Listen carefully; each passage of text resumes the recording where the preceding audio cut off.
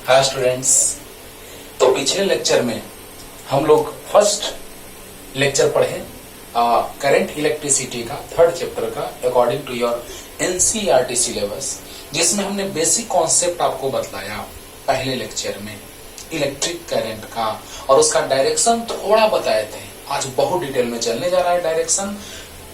100% जितना ज्यादा डिटेल होना चाहिए वो पूरा डिटेल हम लेके आ गए हैं, है ना। तो उससे पहले, डायरेक्शन से पहले हम लोग जानेंगे एक छोटा सा टॉपिक पहले, current density.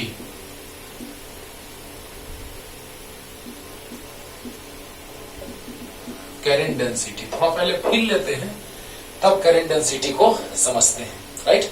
Current density, density, लेकिन हम लोग एरिया का बात करते हैं बाबू। जब कंडक्टिंग वायर का बात किए हैं तो एरिया का बात कर लेते हैं। एक थिक वायर है, फिर उससे थिन वायर है, फिर बहुत ही थिन वायर है।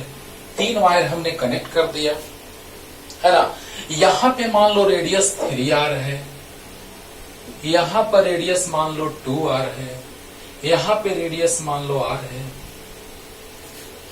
अब सोचो बच्चों कि जब इसका रेडियस 3r, इसका 2r, उसका r, तो यहां पर अगर करंट का फ्लो हो रहा है तो सोचिए जरा सा, मान लीजिए यहां पे 9 इलेक्ट्रॉन है। समझाए थे पिछले लेक्चर में भी बच्चों, 9 इलेक्ट्रॉन। ये इलेक्ट्रॉन कुछ टाइम के बाद, एकदम बहुत ही कम टाइम लगता है बच्चों, उतने में यहां आ गया 9 इलेक्ट्रॉन, फिर यहां आ गया। अब तुम बताओ, इलेक्ट्रिक करंट का फ्लो तो सेम हो रहा है, because rate of flow of charge is known as electric current. तो इलेक्ट्रॉन का फ्लो अगर आगे होगा तो करंट का फ्लो पीछे होगा, because direction of flow of electric current, it means electric current passes through the conducting wire is in opposite direction of flow of electrons. अब सोचो कि यहां पर इलेक्ट्रॉन आगे जाएगा तो करंट पीछे जाएगा, लेकिन यहां पर इलेक्ट्रॉन जो है 9 इलेक्ट्रॉन है, यानी कि n q equal to n into e, quantization of charge q equal to plus minus n e, mod लगा दिए, चार्ज मिल गया, और flow of charge per time is known as electric current. तो यहां तो इलेक्ट्रॉन उतने ही है, यहां भी इलेक्ट्रॉन उतने ही है, यहां भी इलेक्ट्रॉन उतने ही है। समझने के लिए समझो, ध्यान से समझो। तो बताओ बच्चों, करंट तो तीनों जगह सेम है, लेकिन करंट का डेंसिटी कहां ज्यादा है? तो यहां पे ज्यादा है। सोचो सोचो, देखो डिफिनेशन पे आ रहे हैं। करंट का डेंसिटी यूनिट एरिया में कितना होगा? एरिया का बात क्यों? क्योंकि सर डेंसिटी आप पढ़ाते थे सर, मास बाई वॉल्यूम का बात करते थे। हाँ, density equal to mass, density means mass by volume. Volume क्यों नहीं, यहाँ पे एरिया क्यों सर? हाँ, यहाँ यूनिट एरिया का बात क्यों कर रहे हैं? ए एरिया में करंट आई तो यूनिट एरिया में I by A is current density. Area का बात आप सर क्यों कर रहे हैं, हमको समझाइए। बच्चों आराम से समझ सकते हो कि जब हम कंडक्टिंग वायर लेंगे, करंट डायरेक्शन भले इधर उधर है, तुरंत आ रहे हैं डायरेक्शन ऑफ करंट पे, करंट डेंसिटी के बाद, इस क्वेश्चन के बाद तुरंत आने जा रहे हैं। आज सब कुछ क्लियर करेंगे। ओम्स लॉ का कॉन्सेप्ट भी यहां से क्लियर होगा। ओम्स लॉ नहीं पढ़ेंगे, लेकिन उसको जनरेट करने का कॉन्सेप्ट आज हम पढ़ाने जा रहे हैं, है ना। ओम्स लॉ का वेक्टर फॉर्म हम समझने जा रहे हैं पहले ही, और तब ओम्स लॉ पढ़ने में तो क्लियर। तो सब सोचो बच्चों कि यहाँ एरिया क्यों? क्योंकि जब क्रॉस सेक्शनल एरिया का हम लोग बात कर रहे हैं, करंट का फ्लो जब हो रहा है, भले ही जिगजैग मोशन हो रहा है, जिगजैग पाथ पे कैसा भी मोशन हो रहा है अंदर में इलेक्ट्रॉन का एट रैंडम, है ना, क्योंकि रूम टेम्परेचर पर उसका बहुत हाई स्पीड होता है। सब आगे समझाने जा रहे हैं, लेकिन अभी हम समझने जा रहे हैं कि करंट डेंसिटी का जब हम लोग बात करेंगे बच्चों, तो करंट डेंसिटी में एरिया क्यों, वॉल्यूम क्यों नहीं? तो जैसे ही इलेक्ट्रॉन जा रहा है तो इस क्रॉस सेक्शनल एरिया से क्रॉस कर रहा है, ना कि इधर बाहर निकल रहा है। ऐसे करंट ऐसे जा रहा है, इस क्रॉस सेक्शनल एरिया से जा रहा है, ना कि इस पार्ट से बाहर निकल रहा है। हम लोग एरिया का बात करते हैं, क्रॉस सेक्शनल एरिया का।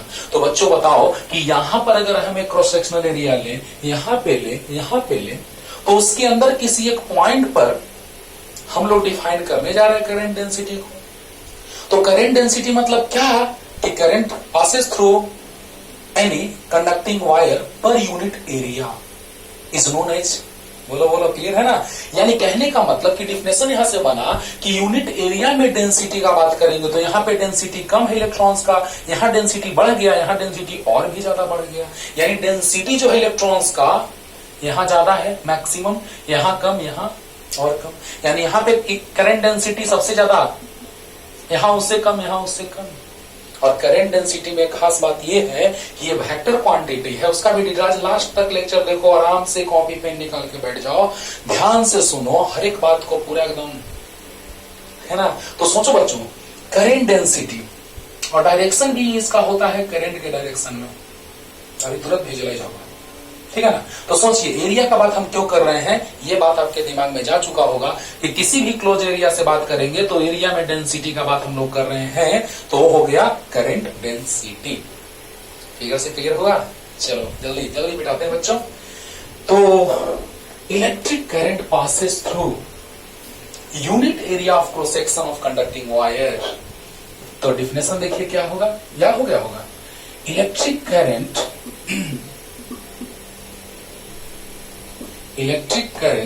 passes through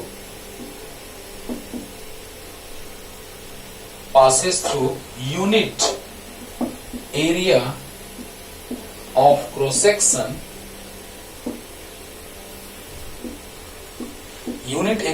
section of conducting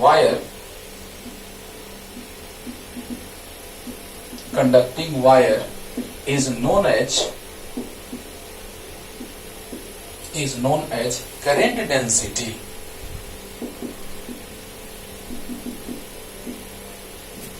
It is represented by J, which is a vector quantity.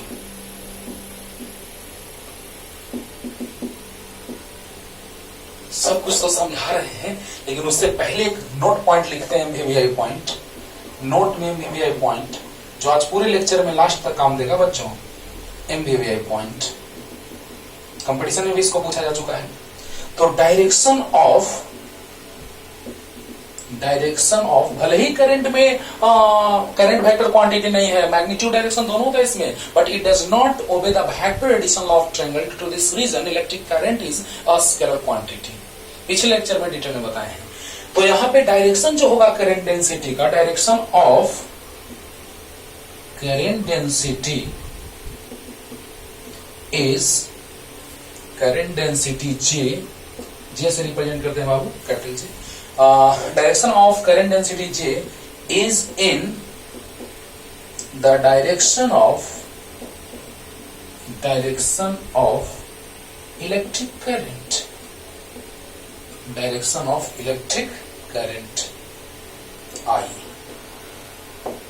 एकदम इसको तो एकदम बहुत ही अच्छे से एकदम याद करो, अभी तुरंत क्लियर विजुअलाइज कराते हैं तुरंत कि direction of current density is in the direction of electric current. एकदम दिमाग में सेट कर लो, electric current is the flow of positive charge, and current density is in the direction of electric current. Clear? तो क्या है ये definition कि current, electric current passes through unit area of cross section of conducting wire is known as current density. मतलब A area में अगर current I का flow हो रहा हो तो यूनिट एरिया में आई बाई ए करंट का फ्लो होगा, दैट्स कॉल्ड करंट डेंसिटी। तो जल्दी से पहले पूरा लिखिए, वेक्टर क्वांटिटी है कैसे सब समझाएंगे, आज लास्ट होते होते तक देखिए सब कुछ पानी पानी हो जाएगा, है ना। और जे से रिप्रेजेंट करते हैं, और डायरेक्शन करंट का और करंट डेंसिटी का सेम होता है, सब कुछ अभी क्लियर करते हैं। और क्या, तो ए एरिया में आई करंट, तो यूनिट एरिया में I by A current density. Clear हो गया? अच्छा जल्दी अब देखो बच्चों, एकदम दिमाग में एक बात तो सेट रखो कि करंट डेंसिटी का डायरेक्शन जो होता है वो करंट के डायरेक्शन, करंट डेंसिटी का डायरेक्शन करंट के डायरेक्शन में ही होता है, राइट। और देखो यहां से मिल गया हम लोगों को कि ए एरिया से करंट आई का फ्लो हो रहा है तो यूनिट एरिया से I by A, that's called current density. It means current density equal to electric current flowing through the conducting wire divided by area of cross section. Clear? तो current density is defined as electric current per unit area. Clear हो गया होगा? अब देखो बच्चों, अब इसको feel करते हैं हम लोग अच्छे से, जल्दी से लिख लीजिए ना, थोड़ा फील करने जा रहे हैं, जल्दी जल्दी। Current density electric current by area, जल्दी अरे यार J equal to I by A, अरे बोलो। अब देखो बच्चों, फील करने जा रहे हैं हम लोग करंट डेंसिटी। सोचिएगा, अगर हम लोग एक कंडक्टिंग वायर ले लिए और इस कंडक्टिंग वायर में एक एरिया ऑफ क्रॉस सेक्शन बड़ा सा ले लिए, कंप्लीट एरिया ले लिए ए, तो एरिया जो होगा, area vector is always perpendicular. देखो बाबू, एरिया स्केलर क्वांटिटी भी है, वेक्टर क्वांटिटी भी। जब जैसा तब तैसा, जब स्केलर के जैसा यूज में आना होगा स्केलर हो जाएगा, वेक्टर के जैसा वेक्टर आज भी होने जा रहा है। I equal to J dot A, electric flux मैंने आपको पढ़ा दिया है, phi equal to E dot A. लेकिन वीडियो अपलोड क्लास में पढ़ाया गया है, वीडियो अपलोड स्टार्टिंग से किया जाएगा बच्चों। कोरोना के प्रभाव के कारण जहां से क्लास में हुआ था वहां से पढ़ा रहे हैं, लेकिन स्टार्टिंग से वीडियो अपलोड किया जाएगा। और फाई इक्वल टू, यहां से तो अब रेगुलर चलते रहेगा, बी डॉट ए। ये है मैग्नेटिक फ्लक्स जो आगे पढ़ेंगे, ये है इलेक्ट्रिक फ्लक्स जो हम लोग पढ़ लिए हैं, ये है current in terms of current density and area vector. तो यहां पर हम लोग एरिया वेक्टर का बात करते हैं, जहां वेक्टर के फॉर्म में यूज होता है एरिया, वहां एरिया वेक्टर का बात करते हैं। And area vector is always perpendicularly outward to the surface. It means यहां पर अगर ये सरफेस है ये वाला, तो इस पे ये एरिया वेक्टर जो है ऐसे रहेगा। ओके, तो बताइए बच्चों, एरिया के तो परपेंडिकुलरली करंट फ्लो हो रहा है, लेकिन एरिया वेक्टर के डायरेक्शन में, वाह क्या बात है। देखो बच्चों, इस बात में कंफ्यूज होता है लोग, ध्यान देना। ये एरिया है तो एरिया के परपेंडिकुलर, यानी हम एरिया को परपेंडिकुलर लेते हैं करंट के, लेकिन एरिया वेक्टर के डायरेक्शन में लेते हैं। क्या बात है, देखो यहां से मजा आएगा, इंटरेस्टिंग।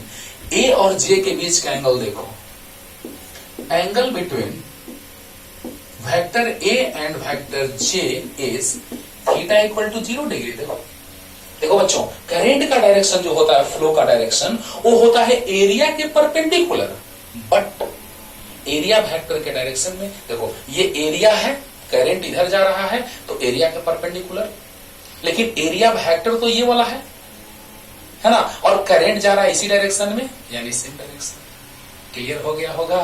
तो बताओ बच्चों, यहीं पे कंफ्यूज होता है बच्चा लोग, इसीलिए हम इसको समझा दिए अभी तुरंत। तो angle between area vector and J vector is, अभी तुरंत बताएंगे कि करंट डेंसिटी कैसे। यहां से नहीं पता चलेगा कि करंट डेंसिटी क्या है, यहां से नहीं पता चलेगा जे इक्वल टू आई बाई ए, ये स्केलर क्वांटिटी। सर एरिया भी स्केलर ही हम जानते थे। नहीं बाबू, एरिया वेक्टर भी होता है। ये तो मैग्नेटिक फ्लक्स है और ये इलेक्ट्रिक फ्लक्स है। Magnetic field intensity, electric field intensity आगे पढ़ना है, ये पढ़ चुके हैं, है ना, और ये अभी पढ़ रहे हैं, राइट, लिख सकते हैं। तो अब देखिए बच्चों, यहां से पता नहीं चला जे इक्वल टू आई बाई ए से कि वो कौन सा क्वांटिटी है, स्केलर की वेक्टर है, लग रहा है कि स्केलर है, लेकिन सच में वेक्टर है। उसको 3-4 तरह से समझेंगे कि वेक्टर क्वांटिटी है। धीरे धीरे आगे बढ़ते हैं। तो angle between angle between area vector and J vector is theta equal to 0 degree. देखो एरिया वेक्टर और जे वेक्टर के बीच का एंगल 0 डिग्री। तो हम लिख सकते हैं बच्चों जे इक्वल टू आई बाई ए, और अगर हम यहां लिख दें आई बाई ए कॉस 0 डिग्री, तो कॉस 0 1 होता है, नो टेंशन, क्योंकि ए और जे के बीच का एंगल कितना है, 0, कॉस 0 डिग्री, नो टेंशन। वही आ गया same to same, J equal to I by A. अरे वाह क्या बात है सर, क्यों ऐसा बोले सर आप, ऐसा क्या फायदा हुआ यहां से, अभी पता चलेगा, तुरंत पता चलेगा बच्चों। अब सोचो कि यहां पर जे, आई और ए मिल गया, तो यहां से हम लोग देख रहे हैं कि आई इक्वल टू हम लिख सकते हैं जे इंटू ए, लेकिन वेक्टर फॉर्म में कैसे आने जा रहा है उसका फील अभी तुरंत हम लेते हैं बच्चों, यहां से नहीं, आगे से, अभी आगे तुरंत। लेकिन यहां समझ में आ रहा होगा तुमको कि j equal to I by A है, तो आई बाई ए कॉस 0 लिख सकते हैं, नो टेंशन सर। तो j equal to I by A cos 0 1 होता है सर, वही तो आ गया। लेकिन इसमें छोटा सा न्यूमेरिकल कैसे बनता है कंपटीशन के लिए, वो देखो, एक कंडक्टिंग वायर है, इसका रेडियस स्मॉल r है, इससे करंट डेंसिटी जाने वाला करंट का करंट डेंसिटी J है, करंट I है, तो रेडियस पूछ रहा है तो I बाई ए। क्योंकि मेजर केसेस में जो कंडक्टिंग वायर होते हैं वो क्या होते हैं बच्चों, तो सिलिंड्रिकल होते हैं, और उसके अंदर जो थिन वायर्स होते हैं, है ना, बहुत सारे थिन वायर्स उसमें प्रेजेंट होते हैं, जितना mm का धीरे धीरे mm बढ़ाते जाइएगा तो उसमें नंबर ऑफ वायर्स भी बढ़ता जाएगा, थिन वायर्स, है ना। मेनली हम लोग कॉपर वायर यूज करते हैं, चीप एंड बेस्ट, है ना। तो सोचो जरा सा कि J equal to I by A, तो कंडक्टिंग वायर सिलिंड्रिकल है, तो एरिया ऑफ क्रॉस सेक्शन जो होगा, एरिया ऑफ क्रॉस सेक्शन जो होगा वो कितना होगा बच्चों, तो पाई आर स्क्वायर। यहां से आप करंट निकालना चाहते हैं तो J into pi R square answer आ गया, लेकिन हमको रेडियस निकालना है, R square equal to I by pi J। देखो देखो I और divided by pi into J, R square इधर आ गया, तो R इक्वल टू हम लिख सकते हैं under root I by pi J। I और J का वैल्यू के टर्म में रेडियस जो आ गया कंडक्टिंग वायर का, which is this one. Clear clear. और यूनिट डायमेंशन भी थोड़ा सा देख लेते हैं, तब फिर लेते हैं वेक्टर के फॉर्म में। ओके, तो ये तो एकदम इजी लगा होगा, क्लियर हो गया होगा। जल्दी उतार लो पूरा, जल्दी, लेकिन इसको भी नहीं मिटाएंगे, फिर लेंगे अभी आगे। तो ये तो एकदम क्लियर हो गया होगा। Area of cross section of conducting wire is pi R square, R square is here and J is there, तो R square equal to J by pi J, R square equal to I by pi J, तो R equal to I by under root pi J। Okay, जल्दी। अब देखिए यहां से unit dimension भी थोड़ा सा जान लेते हैं, वेक्टर क्वांटिटी है इसका, फिर आएगा तुरंत। और J equal to I by A, unit हो जाएगा करंट का एम्पियर और एरिया का मीटर स्क्वायर, तो ampere per metre square, and dimension of current density, तो करंट का I का I भी होता है डायमेंशन, एरिया का L स्क्वायर, अरे एरिया लेंथ इंटू ब्रेथ, तो लेंथ का L और ब्रेथ का भी L। तो बताइए बच्चों क्या हो गया, I L इनवर्स 2, और I का करंट का I या A दोनों डायमेंशन होता है, तो इसको ऐसे भी लिखते हैं A L इनवर्स 2। क्लियर बच्चों, यहां तक क्लियर है? तो जल्दी बताइए, जल्दी। और अब फिर लेते हैं कैसे, जल्दी, एकदम सिंपल लगा होगा, है ना। अब देखो अगर एरिया हमने ऐसा कंसीडर किया था तब ये सिचुएशन आया, और अगर मैं एरिया इस तरह का कंसीडर कर लूं तो मेन फील आएगा, हाँ, वेक्टर का। अगर मैंने एरिया ऐसे कंसीडर कर लिया तो क्या होगा, तो area vector is always perpendicular to the surface. Clear clear. और करंट का डायरेक्शन और करंट डेंसिटी का डायरेक्शन सेम होता है, सेम होता है, दिमाग में सेट रखो।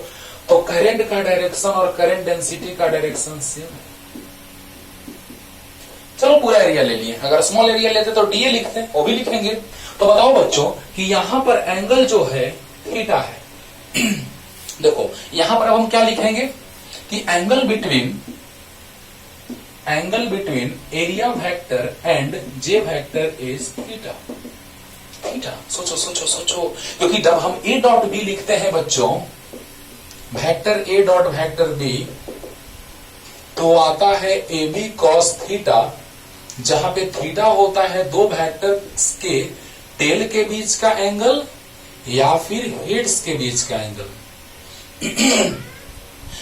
Theta is vector scalar vector 11th class का वीडियो जब अपलोड किया जाएगा, इस क्लास में बताया हुआ है आप लोगों को, लेकिन स्केलर वेक्टर का जब वीडियो अपलोड किया जाएगा तो यहाँ पे डिटेल में समझाया जाएगा कि क्यों टेल और टेल के बीच का ही एंगल होता है, हेड और हेड के बीच का ही एंगल होता है, हेड टेल के बीच का एंगल, दो वेक्टर्स के बीच का एंगल क्यों नहीं होता है, डिटेल में वहां पे समझाया जाएगा आपको। अब देखिए बच्चों, यहां पर बस याद आप रखिए भी कि दो हेड्स या दो टेल्स के बीच ही एंगल वेक्टर के बीच के एंगल होते हैं। तो अगर दो वेक्टर्स के बीच के एंगल अगर थीटा हो तो A dot B equal to होता है बी कॉस थीटा। क्लियर। तो अब बताओ बच्चों, ध्यान से सुनो कि करंट का फ्लो इस एरिया से हो रहा है कि इधर से, तो इस एरिया से हो रहा है। अब सोचिए इसका दो कंपोनेंट हुआ, एक हुआ ए कॉस थीटा, इधर एंगल होता है उधर कॉस, है ना, और उसके परपेंडिकुलर साइन, तो ए साइन थीटा। अब सोचो बच्चों, करंट उधर जा रहा है, भले ही इलेक्ट्रॉन्स इधर उधर मूव करते हैं, अभी तुरंत आ रहे हैं इस पे क्वेश्चंस के बाद, भले ही इलेक्ट्रॉन्स इधर उधर रैंडम मोशन करते हैं जिगजैग पाथ पे, लेकिन करंट का फ्लो तो इसके अंदर ही होता है, here to there, one end of the conducting wire to the another end. Clear. तो सोचिए जरा सा कि करंट का फ्लो इस कंपोनेंट के कारण हम लोग बात करेंगे कि इस कंपोनेंट के कारण, तो एरिया के, इस एरिया के ध्यान देना ध्यान देना। अगर हम लोग इसका इंक्लाइनेशन का बात कर रहे हैं बच्चों, तो इंक्लाइनेशन देखो जरा सा, पहले से ऐसे था, अब ऐसे हो गया। जरा सा देखो एरिया वेक्टर ये है, तो यहाँ पे एंगल थीटा ये इंक्लाइंड हो गया। पहले से एरिया ऐसे था, देखो इस प्लेन में, अब इस प्लेन में हो गया। अब जरा सा सोचो बच्चों कि ये थीटा है, ये परपेंडिकुलर है, तो ये 90 माइनस थीटा होगा, और ये जो होगा कितना होगा, तो इस पे ये परपेंडिकुलर है, तो ये 90 है, तो ये 90 माइनस थीटा, तो ये थीटा। बोलो ना यार, अरे यार ये इंक्लाइनेशन हो गया इससे थीटा, इस पे ये परपेंडिकुलर है, इस पे ये परपेंडिकुलर है, तो ये 90 है, तो ये थीटा, तो ये 90 माइनस थीटा, और इस पे ये परपेंडिकुलर है, तो ये 90 माइनस थीटा, तो ये थीटा। तो देखो यहाँ थीटा लिखा हुआ है, क्लियर। तो वहां से पता भी चला कि किसके बीच का एंगल है, तो ए वेक्टर और जे वेक्टर के बीच, ए वेक्टर और जे वेक्टर के बीच का एंगल थीटा है। क्लियर हो रहा है ना। हाँ देखो बच्चों, थोड़ा स्लो लगे तो स्पीड बढ़ा लीजिएगा, लेकिन बहुत ही डीपली पढ़ा रहे हैं, ध्यान से सुनते जाइए। ये लिख सकते हैं आप। तो देखा जाए, यहां हमको पता चला कि करंट का फ्लो इस कंपोनेंट के कारण हो रहा है, उसके कारण नहीं। यानी अब हम लिख सकते हैं J equal to I by A dash, क्योंकि यहां हम लिखते थे आई बाई ए, क्योंकि एरिया ए था, अब ए डैश, तो ए डैश कितना हो जाएगा बच्चों, आई बाई ए डैश, मतलब ये ए डैश है, ए कॉस थीटा। अब देखो बच्चों फील आएगा वेक्टर का, जे ए कॉस थीटा, तो जे ए कॉस थीटा मतलब J dot A, J dot ए। क्योंकि करंट डेंसिटी का बात हम किसी एक पॉइंट पे करते हैं, क्योंकि हर जगह डेंसिटी अगर कांस्टेंट है तो हर जगह सेम डेंसिटी होगा करंट का। करंट डेंसिटी कांस्टेंट, तो हर जगह इलेक्ट्रॉन का डेंसिटी जो होगा वो सेम होगा। अब सोचो बच्चों कि यहां से आगे I equal to J cos theta, मतलब J dot A B cos theta, A dot B A B cos theta, तो J dot A J cos theta. Clear. अगर हम इसी में छोटा सा एरिया ले लेते तो छोटा सा करंट का फ्लो होता, कम करंट का फ्लो होता। ओके, अब बताओ बच्चों कि अगर थोड़े से एरिया का बात हम करते तो थोड़ा सा करंट का फ्लो होता, यानी एरिया हम कम ले लेते हैं, डी ले लेते हैं, तो करंट डी आई का फ्लो होता। क्लियर। अरे जब आई करंट तो एरिया, कंप्लीट एरिया तो कंप्लीट करंट, स्लाइटली एरिया तो स्लाइटली करंट। तो बताओ दोनों साइड इंटीग्रेट करेंगे तो डी आई का इंटीग्रेशन आई, अब जे डॉट डी ए। क्या बात है सर, ये भी फॉर्मूला बन गया है ना, सबका यूज करेंगे अभी हम आगे, है ना, पूरा क्लियर करेंगे बच्चों। तो अच्छे से जल्दी से उतारिए, तुरंत क्वेश्चन लेके आते हैं। तो आगे क्वेश्चन लेके बाबू देखो, बहुत सारे क्वेश्चंस लिख लीजिए, और करंट डेंसिटी का कॉन्सेप्ट आज के बाद, आज से अभी से क्लियर हो जाएगा। तो जल्दी बेसिक क्वेश्चन से लेकर के टफ क्वेश्चन तक आए हैं, तो जल्दी से उतारिए, जल्दी से पॉज करके लिखिए, जल्दी फास्ट। तो फर्स्ट क्वेश्चन है कि electric current 4 ampere is, time बिना मतलब का वेस्ट होता, इसलिए पहले ही मैंने लिख दिया, और उसके बाद आराम से लिखिए और क्वेश्चन देखिए कितना आसानी से बनेगा। Electric current 4 ampere is passes through the conducting wire of area of cross section दिया हुआ है, then find the current density. Current दिया है बच्चों, एरिया दिया है, खत्म, बन गया। हाँ जल्दी लिख लिए होंगे। 4 एम्पियर करंट दिया है और एरिया ऑफ क्रॉस सेक्शन भी दिया है, काम खत्म हो गया। देखो बच्चों सॉल्यूशन फर्स्ट क्वेश्चन का, करंट दिया है 4 एम्पियर, एरिया दिया है 2 into 10 to the power minus 4 metre square. Clear. तो करंट डेंसिटी हम लोग जानते हैं क्या बच्चों, we know that J equal to I by A, J equal to I by ए।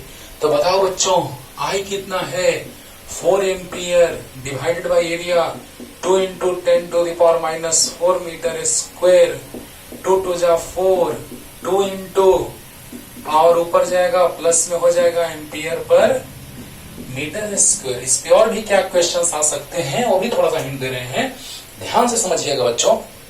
इसमें तो कुछ जान ही नहीं है, करंट दिया है, एरिया दिया है, डिवाइड कर दिए, सोल्व की आंसर आ गया, इसमें कुछ जान नहीं है।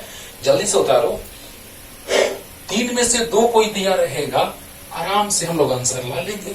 अब मान लो किसी कंडक्टिंग वायर से करंट आई का फ्लो हो रहा है और उसका रेडियस दिया है 2 बाई पाई का रूट, तो रूट ओवर 2/पाई, तो J equal to I by A, और वो कंडक्टिंग वायर सिलिंड्रिकल है। अगर कुछ नहीं कहे तो समझ जाना कि सिलिंड्रिकल है, और रेडियस दिया उससे पता भी चल रहा है।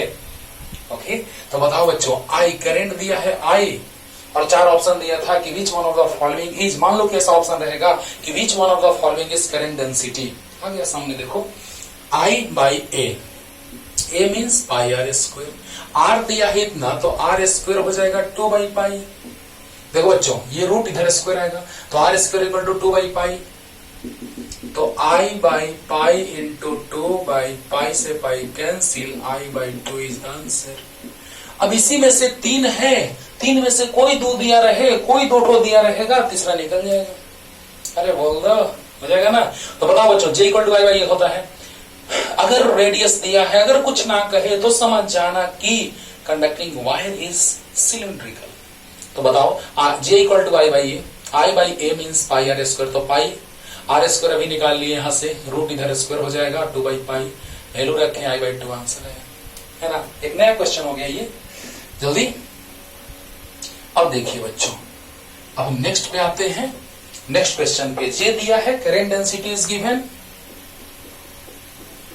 देखना ना एकदम आसानी से बना लोगे। J दिया हुआ है, current density 2I cap ampere per metre square, और area vector is I cap plus J cap metre square. Clear? Question लिख लीजिएगा, आप तो लिख लिए होंगे पास करके। तो देखिए बच्चों, एकदम आसानी से बना लेंगे। हाँ, वेक्टर का कॉन्सेप्ट क्लियर होना चाहिए, देखना ना, सब कुछ अपलोड कर देंगे, सब वीडियो एकदम आराम से देखते रहेगा लोग, है ना। खूब पढ़ेगा, मैं खूब पढ़ाऊंगा। तो बच्चों बताओ कि वेक्टर के फॉर्म में क्या होता है, करंट फाइंड आउट करना था। Current density is given, area vector is given, so we have to find out the electric current passes through the conducting wire. We know that I equal to J dot A, scalar product of two vectors. Dot means scalar product, means दो vectors का product scalar आ रहा है। ये अभी बताएंगे detail में vector कैसे होगा, सब लास्ट तक देखिए और अच्छे से सीखिए। तो J 2I cap, I cap means unit vector along x axis, J cap means unit vector along y axis, and K cap means unit vector along z axis. तो x y z के along I J K cap unit vector, और area vector कितना दिया है बच्चों, I cap plus J cap. याद रखना, same vector का डॉट प्रोडक्ट 1 होता है और डिफरेंट वेक्टर का डॉट प्रोडक्ट 0 होता है। बस इतना ही याद रखना। अभी I डॉट I 1 प्रूफ करते हैं सब बच्चों 11th क्लास में, तुरंत वेक्टर अपलोड करेंगे, देखते रहेंगे। I dot I 2 into plus 2 into I dot J आ गया, 2 इंटू I डॉट I 1 और I डॉट J 0, यानी 2 प्लस 0 यानी 2 एम्पियर इलेक्ट्रिक करंट। क्या बात है, कितना इजी है बोलो। बस याद रखना, scalar product of two same type of unit vectors along x axis में भी x एक्सिस और y एक्सिस और z एक्सिस along में भी। हाँ, तो बताओ 2I dot I plus 2I dot J, same unit vector का स्केलर प्रोडक्ट 1 और डिफरेंट का 0, तो 2 इंटू 1 2 प्लस 0 2 एम्पियर आंसर। बोलो, अब थोड़ा सा स्टैंडर्ड क्वेश्चन की ओर आ रहे हो बच्चे, जल्दी।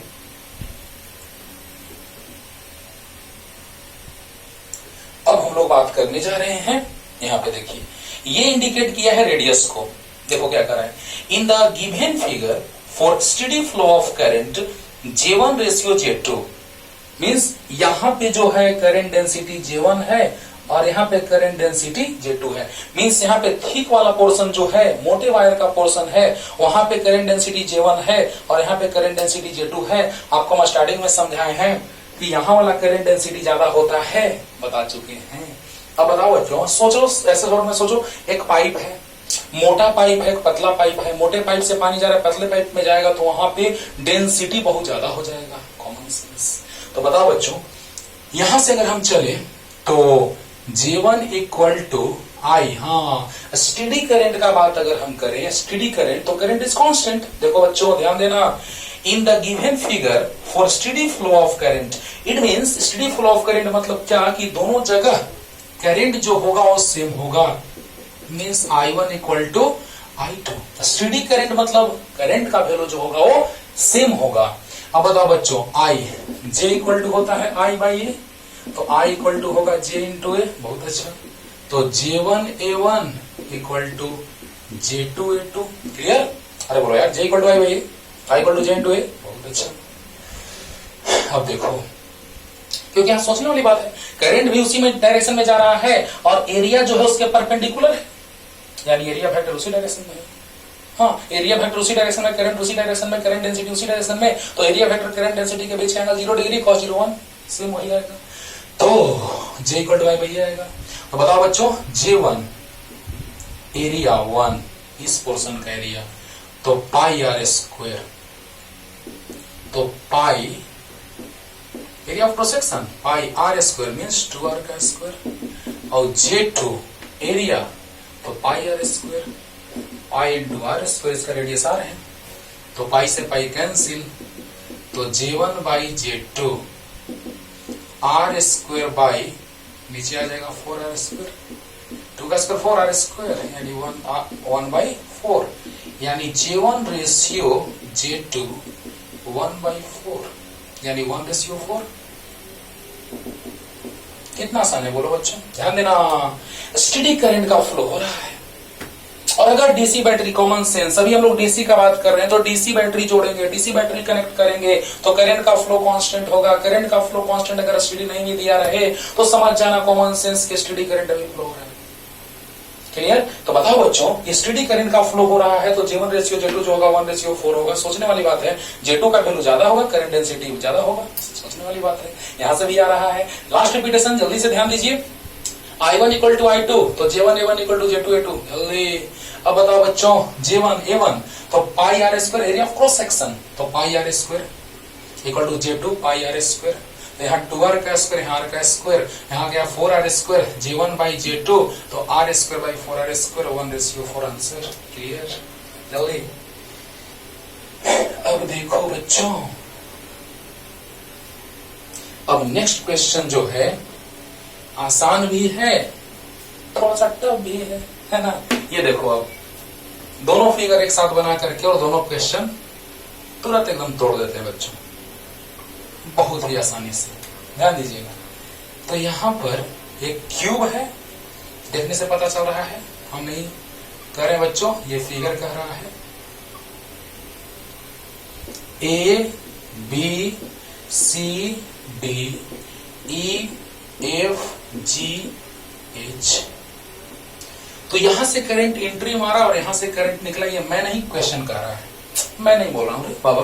अरे देखो रे बाबा, as shown in figure find the current density if current I enters into the surface ABCD and emerges through surface EFGH, है ना। यानी इस सरफेस से एंट्री मार रहा है, इस सरफेस से बाहर निकल रहा है, तो पूछ रहा है आपसे करंट डेंसिटी कितना होगा। देखो कितना आसान क्वेश्चन है, x x x means cube है, तो ये अगर x है तो ये भी x होगा। अरे बोल दो, तो इसका एरिया यानी current density equal to I by A. अब बताओ बच्चों, इस एरिया से पास कर रहा है तो एरिया हो जाएगा कितना, तो x इंटू एक्स यानी x स्क्वायर। देखना दोनों क्वेश्चन में क्या डिफरेंस है, अभी वो भी हम क्लियर कर रहे हैं। आंसर आ गया, कितना आसान। देखो अभी तुरंत अभी रुक जाओ, अभी पूरा क्लियर नहीं किए हैं, सिर्फ देखते तो रहो। ये है बच्चों क्यूबॉइड, दिस इज क्यूबॉइड। यहां से करंट एंट्री मारा, क्वेश्चन में कह रहा है कि आई जो एंटर किया एबीसीडी सरफेस से और इमर्ज किया ईएफजीएस से, एबीसीडी से एंट्री मारा और ईएफजीएस से बाहर निकला। क्लियर? तो यहां पर भी वही हाल है, एबीसीडी ईएफजीएच। क्लियर बच्चों? क्लियर? अब देखो यहां से एंट्री मारा, ये क्या है, side length X Y Z question में दिया है, तो जब ये जेड है तो ये भी जेड होगा, तो इसका एरिया कितना हो जाएगा, तो current density equal to I by A means I by area length into breadth, X into Z means I equal to I by Z X. Answer इतना आसान था सर, समझ गया होगा। लेकिन हम क्या बताने जा रहे हैं जरा सा देखो, ध्यान देना क्या हम कहने जा रहे हैं कि इसमें क्या हो रहा है बच्चों कि जब करंट ऐसे जा रहा है, करंट अगर ऐसे जा रहा है तो इस एरिया से पास कर रहा है, यानी इस एरिया से पास कर रहा है तो स्क्वायर शेप्ड हो गया surface, because all surfaces of cube are having equal area. तो सोचो all surfaces of cube having equal area, तो यहां पर अगर हम लोग बात करें इसका एरिया का, तो इसका एरिया एक्स स्क्वायर, तो इससे भी पास किया उतना ही करंट डेंसिटी का बात होगा, ऊपर से भी आएगा तो करंट डेंसिटी उतना ही होगा, सामने से भी उतना ही होगा। व्हाई?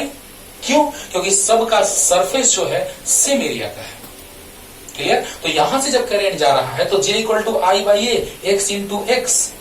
देखो बाबू बना दिए, तुरंत देखते ही बन जाएगा, लेकिन समझा रहे हैं टाइम देकर के कि तुम्हारा कॉन्सेप्ट 100% क्लियर हो, है ना। तो अब देखो बच्चों, जब यहां से पास कर रहा है तो एरिया हो गया एक्स स्क्वायर, यहां से भी पास करेगा एरिया एक्स स्क्वायर, यहां से भी पास करेगा एरिया एक्स स्क्वायर। इसमें सेम आंसर सब में होगा, लेकिन इसमें आंसर चेंज हो जाएगा। अब देखो यहां से जा रहा है, पास कर रहा है, तो इसका एरिया हो जाएगा कितना, तो एक्स इंटू जेड, यानी J equal to I by Z X. और अगर इससे पूछ देता, क्वेश्चन खत्म हो गया, जितना पूछा तो अपना बना दी, लेकिन ये 2x नहीं है बाबू, जेड एक्स है। अगर ऊपर से पास करता तो ये है y, तो ये भी y हो जाएगा, और ये x है तो ये भी x हो जाएगा, यानी इसके लिए एरिया xy हो जाएगा, तो यहाँ xy लिख देंगे। सामने वाला से पूछेगा तो एरिया yz हो जाएगा, तो yz बन जाएगा। यानी J equal to I by A, अगर करंट I है और एरिया आप देख लीजिए बन जाएगा। तो बताओ बच्चों, अगर इससे पास कर रहा है तो एरिया ZX होगा, इससे पास कर रहा है तो एरिया YZ होगा, XY होगा, और अगर सामने से पास कर रहा है तो एरिया YZ होगा। बन जाएगा। जल्दी उतारो, जल्दी। अब देखो बच्चों, लास्ट क्वेश्चन करंट डेंसिटी पे है ना, अभी आगे तो और कॉन्सेप्ट है बहुत सारा। Find the electric current passes through the conductor of radius r if current density J equal to 3R varies with distance R from its center। देखिए तो बच्चों, एक कंडक्टिंग वायर है आपके पास, वो क्या रहा है, तो करंट डेंसिटी वेरी कर रहा है अब, है ना। करंट तो आपको पता है इसी तरह से फ्लो होगा, वन इनटू अनदर इन, भले ही कैसे इलेक्ट्रॉन जाए। अब इसके बाद का टॉपिक वही है बच्चों। तो बताओ करंट डेंसिटी, तो J इक्वल टू होता है I बाई ए। तो अब हम देख रहे हैं कि करंट डेंसिटी वेरी कर रहा है डिस्टेंस के साथ फ्रॉम इट्स सेंटर, यानी सेंटर से लेकर सरफेस तक करंट डेंसिटी वेरी हो रहा है, यानी J इक्वल टू 3R है बच्चों। सोचो कि J इक्वल टू जब 3R है, यानी R 0 तो करंट डेंसिटी 0, यानी सेंटर पर करंट डेंसिटी नेग्लिजिबल 0। और धीरे धीरे डिस्टेंस बढ़ेगा तो J बढ़ेगा, तो धीरे धीरे डिस्टेंस कैपिटल R के इक्वल हो जाएगा, तो करंट का डेंसिटी सबसे ज्यादा हो जाएगा। बोलो। तो बताओ बच्चों, इसी करंट का हम यूज करेंगे मैग्नेटिज्म में, करंट का फ्लो होगा, मैग्नेटिक फील्ड डेवलप होगा, बहुत कुछ सीखेंगे मैग्नेटिज्म में। अब सोचो J equal to I by A, तो I का फ्लो जब हो रहा है बच्चों, तो J इक्वल टू J जो दिया हुआ है वो डिस्टेंस के साथ वेरी कर रहा है, कांस्टेंट रहता तो आराम से लोग लिख देते इतना, लेकिन अब देखो क्या करेंगे, J equal to D I by D. अब बताओ बच्चों, डी आई इक्वल टू हो जाएगा J इंटू डी। बोलो, D I equal to J into D है। Why? Because J is function of R। अब बताइए कि अगर एरिया है तो एरिया भी वेरी करेगा, धीरे धीरे सेंटर से बढ़ेंगे तो बताइए छोटा सा एरिया, फिर और ज्यादा एरिया, फिर और ज्यादा एरिया, फिर और ज्यादा एरिया, धीरे धीरे एरिया वेरी कर रहा है।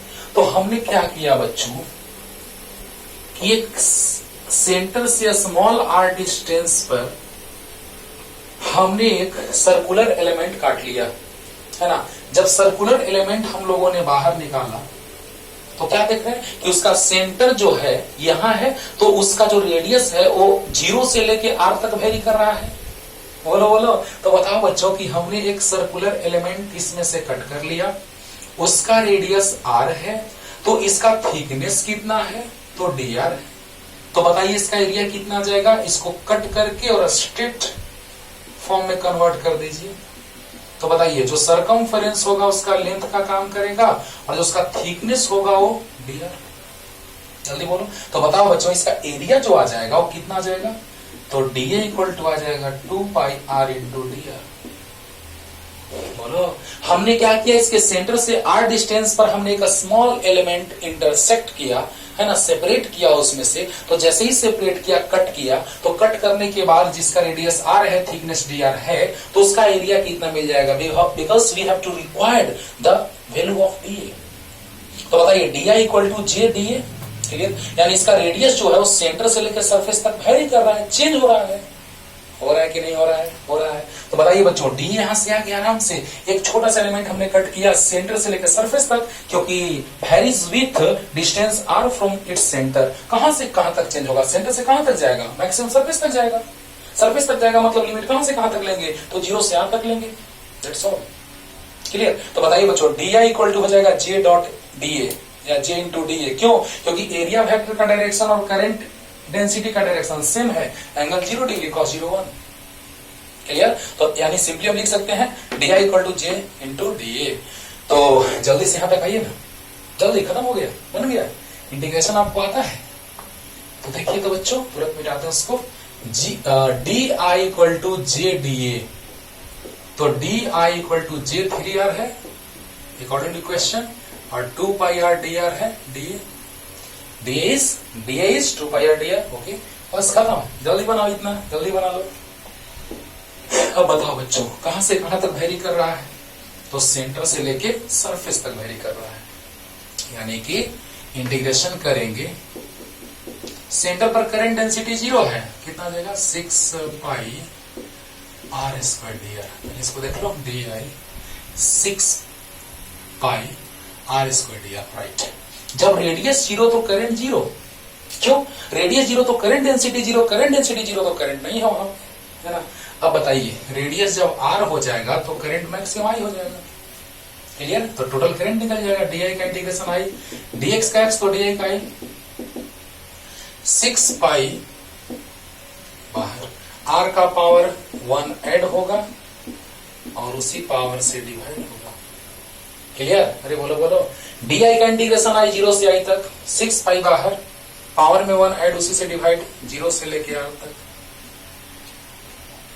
अब देखिए upper limit minus lower limit, बोलो, और 6 पाई बाई 3 और r क्यूब 0 से लेके r तक, तो i equal to 2 pi upper limit का पावर 3 माइनस लोअर लिमिट का पावर 3, i इक्वल टू आ गया 2 pi r cube, and this is the answer.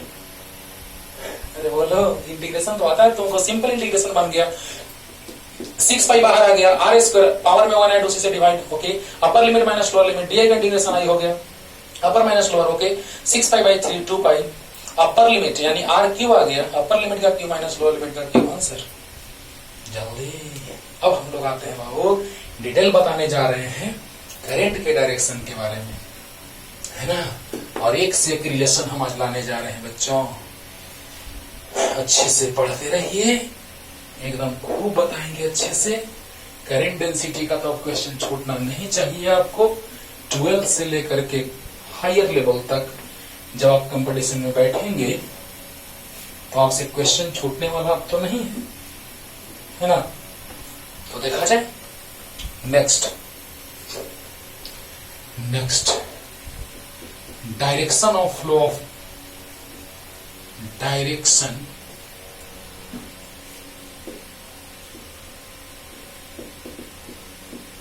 of flow of electric current।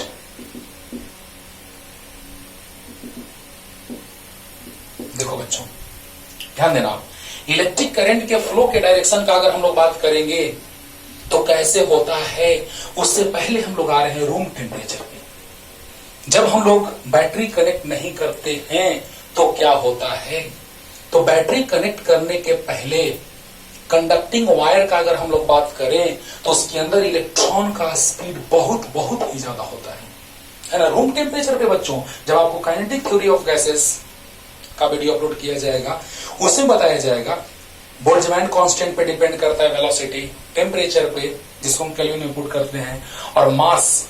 तो जैसे ही वैल्यू पुट करते हैं तो इलेक्ट्रॉन्स जो है बच्चों, फ्री इलेक्ट्रॉन, सोचो फ्री इलेक्ट्रॉन्स का बात अगर हम लोग करते हैं, बहुत सारे इसमें एटम्स हैं। कोई भी कंडक्टर होगा उसमें बहुत सारे एटम्स होंगे, तो जब कंडक्टर का बात करेंगे तो बहुत सारा एटम्स होगा, तो बहुत सारे एटम्स में से इलेक्ट्रॉन्स, बहुत सारे इलेक्ट्रॉन्स बॉन्डेड होते हैं और बहुत सारे इलेक्ट्रॉन्स फ्री होते हैं, और फ्री इलेक्ट्रॉन्स के कारण ही इलेक्ट्रिक करंट का फ्लो होता है। माइंड इट, क्योंकि आप ही बताइए, न्यूक्लियस है जिसमें पॉजिटिव चार्ज है, अगर इलेक्ट्रॉन यहां पे है ऑर्बिट में, इलेक्ट्रॉन्स हैं इस तरह से बहुत सारे इलेक्ट्रॉन्स, टू के फॉर्म में स्टडी में हम लोग लेते हैं। तो बताइए बच्चों, electronic configuration 1s2 2s2 2p6 3s2 इस तरह से है ना। तो बताइए कि यहां पर इलेक्ट्रॉन जो है, अगर एक इलेक्ट्रॉन निकलेगा तो इसमें प्लस आ जाएगा, पॉजिटिव चार्ज, यानी बहुत सारे इसमें पॉजिटिव आयंस भी बनने वाले हैं, है ना। बहुत सारे पॉजिटिव आयंस भी बनने वाले हैं। कब बनेंगे ये? जब इलेक्ट्रॉन इसके आउटरमोस्ट ऑर्बिट से बाहर निकलेंगे। फ्री इलेक्ट्रॉन्स, यानी फ्री इलेक्ट्रॉन्स जब बाहर निकलेंगे तो उसके अंदर प्लस और माइनस दोनों हो जाएगा, है ना। लेकिन मेनली हम लोग बात करते हैं, कोलिजन होता है पॉजिटिव आयन से, लेकिन मेनली हम लोग बात करते हैं बच्चों इलेक्ट्रॉन्स का। ये इलेक्ट्रॉन्स जो है वो अरेंज्ड नहीं है, ये इलेक्ट्रॉन्स एट रैंडम इधर उधर जा रहे हैं, इधर उधर बहुत सारे डायरेक्शन में इधर उधर, है ना, जिग जैग पाथ पे मोशन कर रहे हैं इधर उधर। सोचो जरा सा कि जब कंडक्टिंग वायर के अंदर इलेक्ट्रॉन्स रूम टेम्परेचर पे बहुत हाई स्पीड से इधर उधर जा रहा है, approx 10 to the power 5 metre per second के स्पीड से, ड्यू टू थर्मल एनर्जी, है ना, हीट मिल रहा है। हाँ, और वहां से काइनेटिक थ्योरी ऑफ गैसेस में हम लोग जिस स्टाइल में पढ़ेंगे, वहां से हम लोग को पता चलेगा कि इस रेंज का, जिस तरह से गैस, हाँ, गैस का फ्लो इधर उधर मूव कर रहा है, गैस के पार्टिकल्स, मॉलिक्यूल्स, तो सोचिए उसी तरह से यहां पर भी इलेक्ट्रॉन्स बहुत ही हाई स्पीड से मूव करते हैं, लेकिन बेचारे का हालत खराब, इससे कुछ फायदा नहीं है। इलेक्ट्रिक करंट का फ्लो उसके कारण कंडक्टिंग वायर में नहीं होता है। सोचो सोचो, ध्यान देना मेरे बात पे बच्चों, कि करंट के फ्लो का कारण बैटरी का कनेक्शन होता है, ना कि सर हम बल्ब कनेक्ट कर दिए थे सर और बल्ब ग्लो करने लगा सर बिना बैटरी का ही, सर सिर्फ कंडक्टिंग वायर से हम लोग बल्ब कनेक्ट कर दिए और ये ग्लो करने लगा। ये गलत बात है, क्योंकि जब इलेक्ट्रॉन मूव करते हैं उसके अंदर, है ना, तो बहुत सारे वेलोसिटी से, यहां से गया यहां इलेक्ट्रॉन, यहां से गया यहां, फिर यहां, फिर यहां, फिर यहां, फिर यहां, एट रैंडम किधर भी जा रहा है बच्चों, सोचो।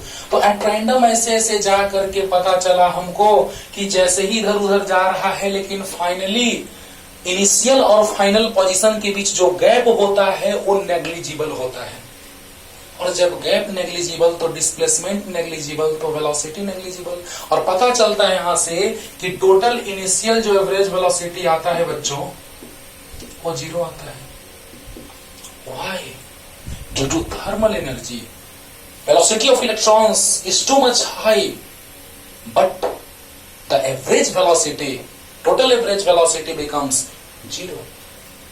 तो जो सभी जितने सारे इलेक्ट्रॉन्स हैं सब जा रहे हैं इधर उधर, तो किसी का V1, यहां से जब कोलिजन हुआ तो V1 velocity, V2 velocity, V3 velocity, V4 velocity, ऐसा मिलता रहा है, सभी का एवरेज वेलोसिटी क्या हुआ, तो 0 फाइंड आउट हुआ। V1 plus V2, U1 plus U2 plus U3 plus U4 plus dot dot UN divided by n, जितने नंबर हैं उतने से डिवाइड करेंगे और एवरेज वेलोसिटी बिकम्स 0।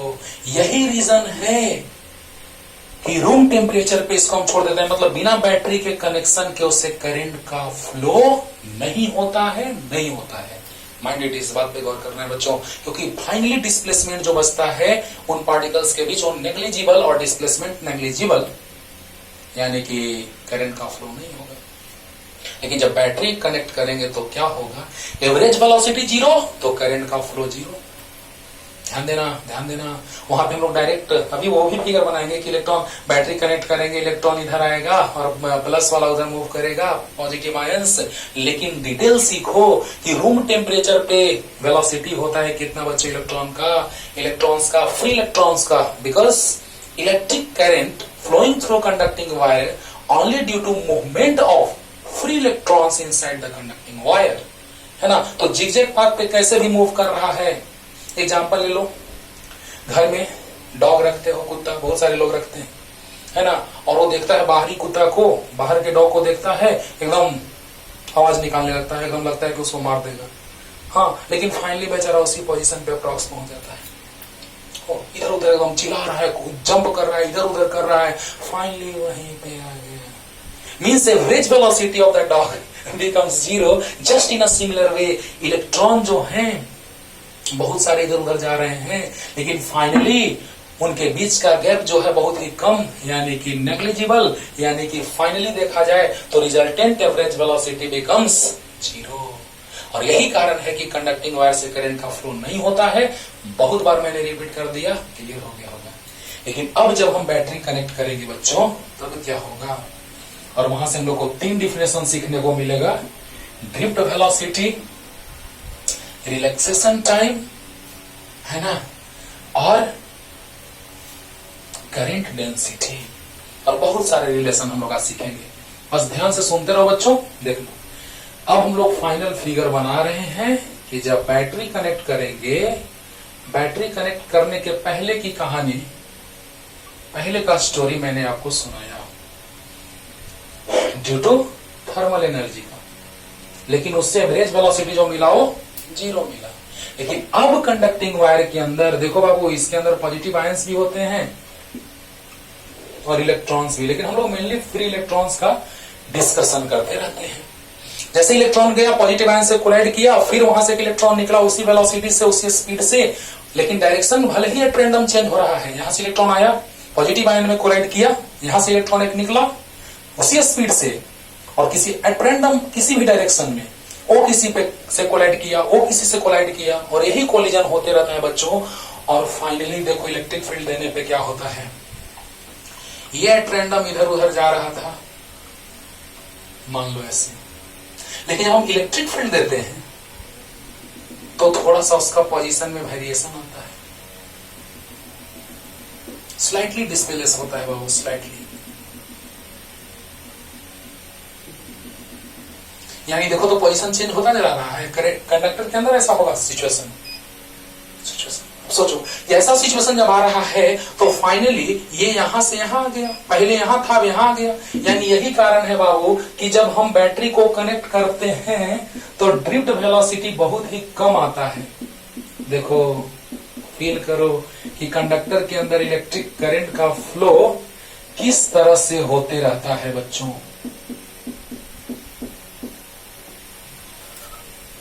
क्लियर? तो देखा जाए जैसे ही बैटरी कनेक्ट कर दी है तो इलेक्ट्रॉन को प्लस वाला इलेक्ट्रॉन को अट्रैक्ट करेगा। देखो बच्चों ध्यान से सुनना, सिर्फ मेरा बात सब कुछ क्लियर कर देते हैं। लेकिन इस ड्रिफ्ट वेलोसिटी का वैल्यू बहुत ही कम होता है। कैसे समझा रहे हैं, लेकिन इलेक्ट्रिक फील्ड का डायरेक्शन पॉजिटिव टू निगेटिव, ध्यान देना, और करंट का फ्लो भी पॉजिटिव चार्ज का फ्लो ही है। अंडरस्टूड और नॉट? प्लस से माइनस की ओर पॉजिटिव चार्ज का फ्लो होगा। ऐसे सोचो कि जो पॉजिटिव आयंस होंगे इसके अंदर, जो कंडक्टर के अंदर पॉजिटिव आयंस जिसमें से इलेक्ट्रॉन निकला होगा वो पॉजिटिव आयन बन गया होगा। सोडियम से एक इलेक्ट्रॉन निकलेगा, सोडियम आयन बन गया, है ना। तो बच्चों बताओ कि जब एक इलेक्ट्रॉन निकला तो वो पॉजिटिव आयंस जो हैं उनके कारण करंट का फ्लो का बात नहीं आ रहा है, उनसे इलेक्ट्रॉन्स कोलाइड कर रहे हैं। बहुत सारा कोलिजन हो रहा है, ये कोलिजन हुआ इस पे इलेक्ट्रॉन निकला, फिर कोलिजन हुआ उससे, फिर इलेक्ट्रॉन निकला, फिर कोलिजन हुआ इस पे, फिर इलेक्ट्रॉन निकला, फिर कोलिजन हुआ इससे। यानी बहुत सारे पॉजिटिव आयन से इलेक्ट्रॉन का कोलिजन हो रहा है। But finally the displacement between both of them becomes very very less. और ये जो वेलोसिटी मिला इलेक्ट्रिक फील्ड अप्लाई करने के कारण, देखो इलेक्ट्रिक फील्ड अप्लाई करने के पहले ऐसा सिचुएशन था, इलेक्ट्रिक फील्ड अप्लाई करने के बाद ऐसा सिचुएशन हो गया डॉट वाला। तो जो वेलोसिटी मिला ड्रिफ्ट वेलोसिटी वो बहुत ही कम मिला। क्या है ड्रिफ्ट वेलोसिटी, अभी तुरंत डिफाइन कर रहे हैं। तो ड्रिफ्ट वेलोसिटी का वैल्यू जो होता है बच्चों वो अप्रॉक्स 10⁻⁴ मीटर पर सेकंड के रेंज का होता है, और रिलैक्सेशन टाइम तो बहुत नैनो सेकंड से भी कम होता है। क्या है रिलैक्सेशन टाइम, सब बता रहे हैं, तुरंत डिफाइन करेंगे और एक से एक रिलेशन लाएंगे बच्चों, है ना। पहले कॉन्सेप्ट समझिए बेसिक।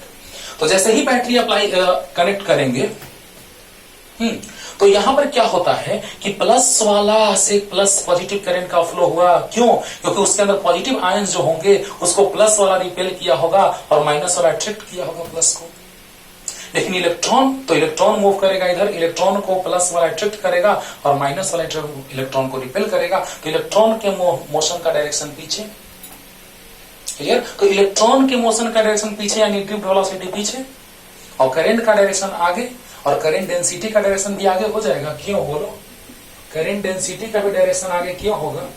क्योंकि करंट के डायरेक्शन में ही करंट डेंसिटी का डायरेक्शन होता है। अरे वाह क्या बात है, सोचो करंट के डायरेक्शन में ही करंट डेंसिटी का डायरेक्शन होता है। मैंने एमबीबी पॉइंट आपको लिखवाया है ना। अच्छा अब बताओ यहां से पता चला कि इलेक्ट्रिक फील्ड तो होगा positive to negative, okay. Drift velocity हो गया पीछे, ओके। करंट डेंसिटी आगे हो गया, बहुत अच्छा। लेकिन यहां पर जो सिचुएशन बना वो हम समझा दिए बच्चों कि जैसे ही कोलिजन हुआ, डेफिनेशन पे तुरंत आ रहे हैं, लेकिन जैसे ही कोलिजन हुआ होगा, यहाँ पे इलेक्ट्रॉन गया होगा, यहाँ से यहाँ पॉजिटिव आयन से कोलाइड हुआ होगा, वो वाला इलेक्ट्रॉन वहां से उसमें से एक निकला होगा, फिर वो सेम स्पीड से निकला होगा उसमें से, और जैसे ही इसको एनर्जी मिला होगा फिर से वहां से इलेक्ट्रॉन निकला होगा, फिर इसमें जाकर के इलेक्ट्रॉन, फिर वहां से दूसरा इलेक्ट्रॉन, ऐसे ही चलता रहता है प्रोसेस। और फाइनली जो डिस्प्लेसमेंट बहुत कम, वेलोसिटी बहुत कम, यानी ड्रिफ्ट वेलोसिटी का वैल्यू जो होता है वो अप्रॉक्स 10⁻⁴ मीटर पर सेकंड के रेंज का होता है। क्लियर हो गया? अब देखो बच्चों, अब ड्रिफ्ट वेलोसिटी क्या है? तो सिंपल सी बात है कि the average velocity of electrons between two consecutive collisions inside the conducting wire is known as drift velocity। अब सोचो ड्रिफ्ट वेलोसिटी जो है वो एवरेज वेलोसिटी है, सभी वेलोसिटी का सम। हाँ, और रिलैक्सेशन टाइम तो उसी जो टाइम, देखो यहाँ पे वेलोसिटी v1 मिला होगा, यहाँ v2, यहाँ v3, यहाँ v4 डॉट vn, तो सभी के समेशन से n में n से डिवाइड कर दो, एवरेज वेलोसिटी मिल गया। That's called drift velocity. अब बताओ यहाँ से रिलैक्सेशन टाइम, तो यहाँ पे τ1 टाइम मिला होगा, यहाँ τ2, यहाँ τ3, τ4, τ5 डॉट τn। रिलैक्सेशन टाइम को टाउ से रिप्रेजेंट करते हैं। उन सभी टाइम्स का जो एवरेज होता है उसको रिलैक्सेशन टाइम बोलते हैं। और नंबर ऑफ इलेक्ट्रॉन्स पर unit volume is known as number density. वो तो सिंपल सा डेफिनेशन है बच्चों। तो डेफिनेशन का बात करने जा रहे हैं। करंट का फ्लो अब ही लाया कि रूम टेम्परेचर पे अप्रॉक्स होता तो 10⁻⁵ रेंज का होता है, लेकिन रिजल्टेंट फाइनली अप्रॉक्स 0 हो जाता है, एवरेज वेलोसिटी 0। तो करंट का फ्लो बिना बैटरी के कनेक्शन के नहीं होगा। बैटरी कनेक्ट करेंगे तो ड्रिफ्ट वेलोसिटी का कॉन्सेप्ट क्या होगा सामने है, यानी थोड़ा सा स्लाइटली। क्लियर? तो जल्दी से उतार लीजिए, ये उसके अंदर का ये सिचुएशन है, जल्दी। तो चलिए 3 डेफिनेशन और एक से एक रिलेशन। तो ड्रिफ्ट वेलोसिटी बहुत ही कम रेंज का होता है, 10⁻⁴। तो ड्रिफ्ट वेलोसिटी है तो ऐसा एंड वही होगा, अच्छा मीटर पर सेकंड ऐसा एंड। और रिलैक्सेशन टाइम है तो टाइम का क्या होता है, ऐसा एंड सेकंड। ड्रिफ्ट वेलोसिटी देखो बच्चों, जब हम लिखेंगे और एक बार समझाएंगे क्लियर हो जाएगा। Average velocity of electrons between to consecutive, बहुत सारे ऐसे टू कॉन्सेक्यूटिव कोलिजन्स हो रहे हैं। Electrons between to consecutive collisions, average velocity of electrons between two consecutive collisions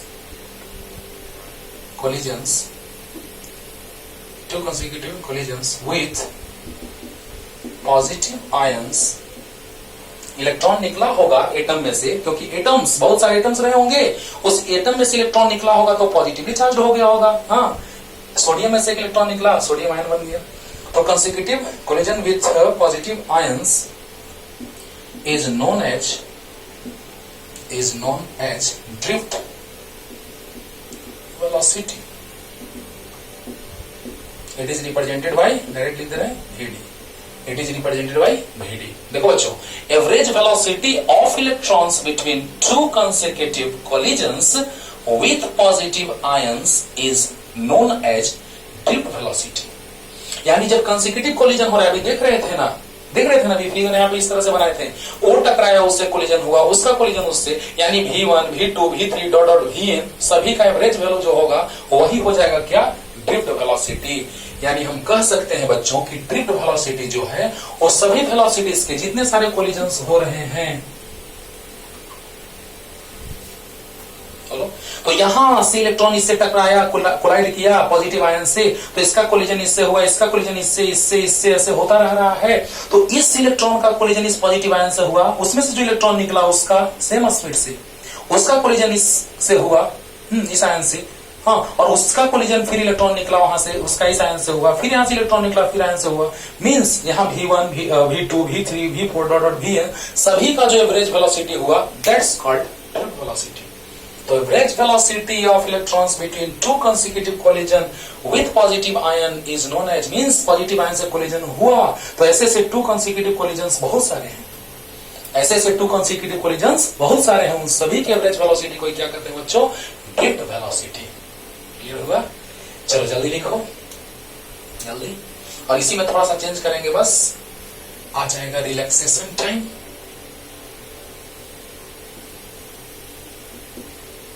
relaxation time समझिएगा ध्यान से।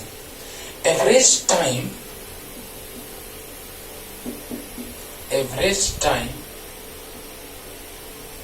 Of electrons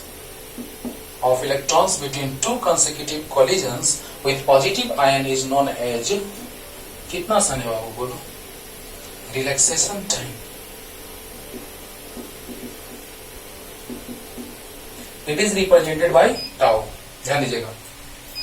relaxation time, average time of electrons between two consecutive collisions with positive ions is known as relaxation time. मतलब ये electron इससे collide किया, यहाँ tau 1 time लगा, यहाँ टाउ 2, यहाँ tau 3, tau 4, tau 5 dot tau n, तो सभी का यानी टाउ जो आएगा बच्चों वो सभी टाइम्स का एवरेज टाइम होगा। बोलो, relaxation time is defined as the average time of electrons between two consecutive collisions with positive ions, है ना। तो कोलिजन जब हो रहा है इलेक्ट्रॉन्स का पॉजिटिव आयन से हो रहा है, और यही फेनोमेनन हमेशा आकर कर रहा है, और इस तरह से हमको पता चला रिलैक्सेशन टाइम कि यहाँ पे कोलिजन होगा, यहाँ कोलिजन होगा, सभी टू कॉन्सिक्यूटिव कोलिजन्स होंगे, उनमें time tau 1, tau 2, tau 3 dot tau n लगेगा, उन सभी का एवरेज जो होता है वो रिलैक्सेशन टाइम होता है। क्लियर हो गया? जल्दी बताओ। और अब बताओ बच्चों, यहां से एक और टर्म डिफाइन करके और तब ड्रिफ्ट वेलोसिटी का फॉर्मूला डिराइव कर रहे हैं। करंट डेंसिटी सब कुछ अब वेक्टर लगेगा कि करंट डेंसिटी सब वेक्टर क्वांटिटी कैसे आ रहा है अब दिखाई देगा। तो बच्चों नंबर डेंसिटी तो सिंपल सा डिफिनेशन है, number density, number of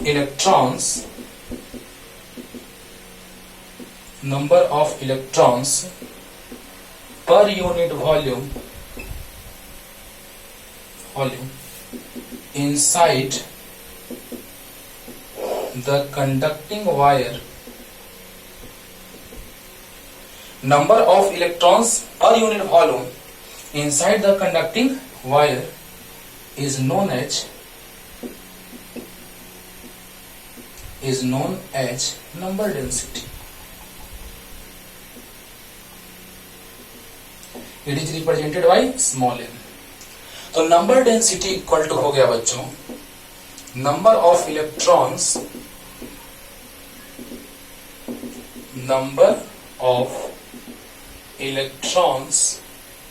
by volume.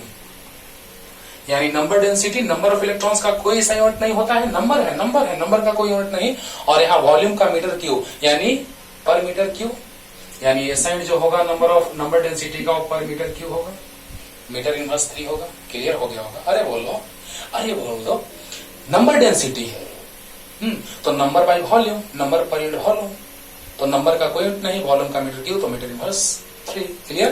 तो नंबर डेंसिटी का ऐसे आ गया मीटर इनवर्स 3। तो नंबर डेंसिटी एकदम सिंपल क्लियर हो गया होगा, नंबर ऑफ इलेक्ट्रॉन्स पर unit volume is known as number density. Clear? हाँ।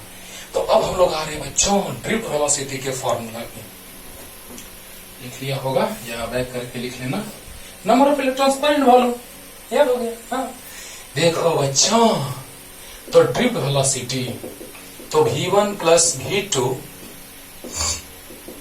Plus v3 plus dot dot vn by n, सभी वेलोसिटीज का एवरेज ले लो। तो बताओ बच्चों, v इक्वल टू होता है u प्लस at, तो u1 plus a tau 1 plus u2 plus a tau 2, direct भी हम लिख सकते हैं बच्चों, v equal to u plus at vd, वो भी बताएंगे शॉर्ट में। देखो, और u3 plus a tau 3, a पर लगेगा वेक्टर, टाउ तो टाइम है, स्केलर क्वांटिटी है, प्लस डॉट डॉट vn, तो un plus a tau n divided by n। अब देखो बच्चों, u1 plus u2 plus u3 plus dot dot un by n, average velocity आया था इनिशियल 0 जब बैटरी कनेक्ट नहीं किए थे तब। याद करो, u1 plus u2 plus u3 plus dot dot un by n, average velocity है स्टार्टिंग में 0। हाँ, और यहां से क्या कॉमन हो जाएगा, a कॉमन हो जाएगा, tau 1 plus tau 2 plus tau 3 plus dot dot tau n by n, ये टाउ हो गया रिलैक्सेशन टाइम। तो vd equal to 0 plus 8 tau. अब देखो बच्चों, यही हम डायरेक्ट लिखते हैं ऐसे, यहां भी v इक्वल टू होता है u प्लस 80। कहां गलत है, इनिशियल एवरेज वेलोसिटी जो होगा वो 0 होगा, समझा चुके हैं बहुत डिटेल में। तो 0 प्लस 8 टाउ वही आया, देखो तो इसीलिए हम लोग डायरेक्ट इतना लिख देते हैं, काम चल जाता है। फिर भी आप उतार सकते हैं तो उतार लो, है ना। और तुरंत आते हैं डायरेक्ट एकदम शॉर्ट में, v equal to u plus 80 लिखेंगे, कोई गलत नहीं कर सकता है 100% से। अब देखो बच्चों, यहां से vd equal to u plus 8 tau, तो vd इक्वल टू आ गया 8 टाउ।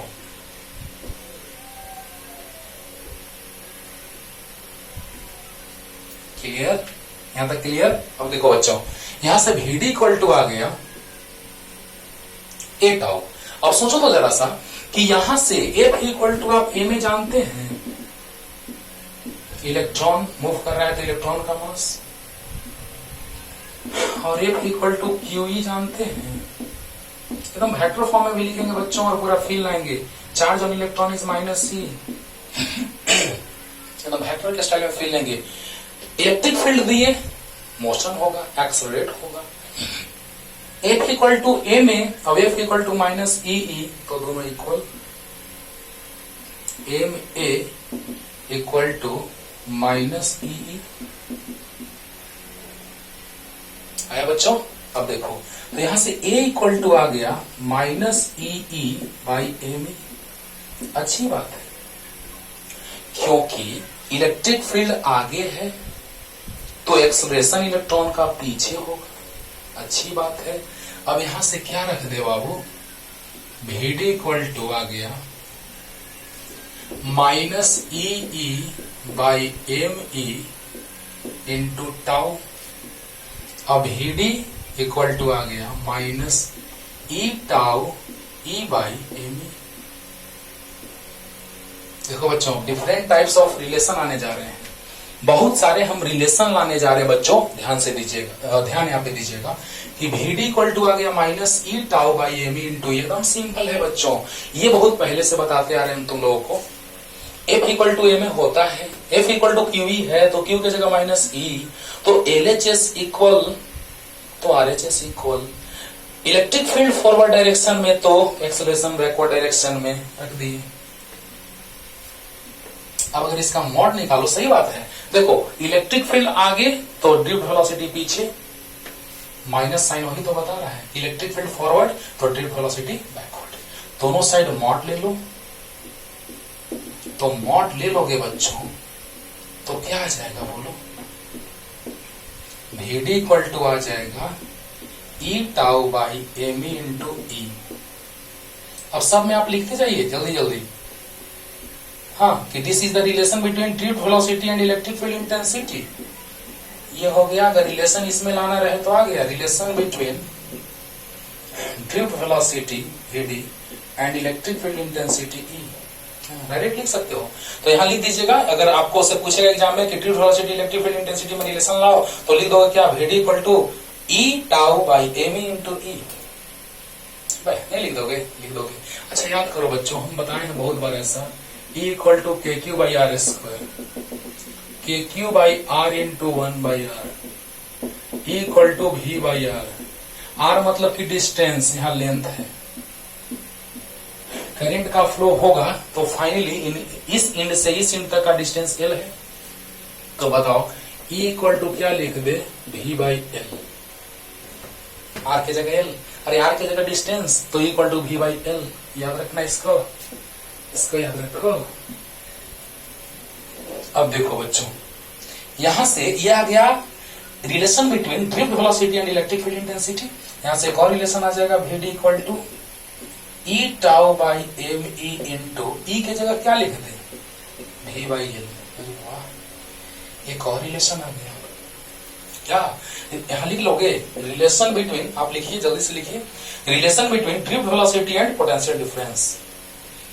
जहां पे E है charge on electron, magnitude of charge on electron, relaxation time, mass of electron, length of conducting wire and potential difference, drift velocity. तो यह relation between drift velocity and potential difference. जल्दी से उतारो, जल्दी जल्दी। अब देखो बच्चों, अब करंट का बात हम लोग करने जा रहे हैं। एकदम लिखते जाइए इसको। अब देखिए, अब इसमें करंट का फ्लो का फॉर्मूला हम लोग लाने जा रहे हैं अभी बाबू। I equal to NEA VD और J equal to NE VD। अब सब कुछ आपको पता चलेगा कि किस तरह से वेक्टर क्वांटिटी करंट डेंसिटी है ना। पूरे डायरेक्शन के साथ दिखाने जा रहे हैं, एकदम अच्छे से ध्यान से सुनते रहिए आप लोग। देखिए तो इस कंडक्टिंग वायर से electric current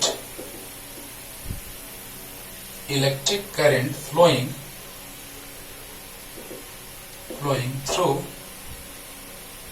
the conducting wire